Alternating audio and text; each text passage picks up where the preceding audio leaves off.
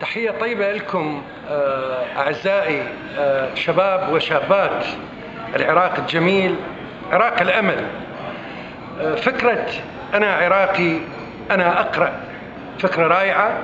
أهنيكم على هذا الاختيار الطيب، وأنا أتصور بهذه النباتات وبهذه الأشجار الجميلة ينشأ العراق الجديد الذي نحلم به كلنا.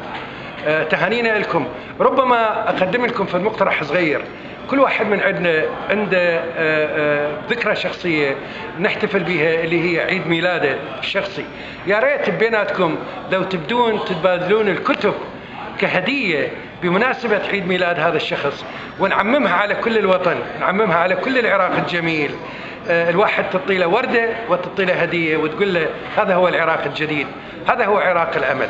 أهنيكم.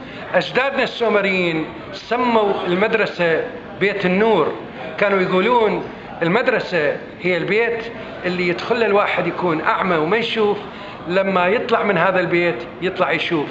نحن بحاجة إلى هذه العقول النيرة، هذه العقول الطيبة اللي تحارب الفساد، اللي تحارب الطائفية المقيتة، اللي تبني عراق جميل، عراق مدني، عراق لكل العراقيين. شكرا لكم، تهانينا وبالموفقية. شكرا. كمال يلدو، إعلامي الولايات المتحدة ميشيغان. مع السلامة.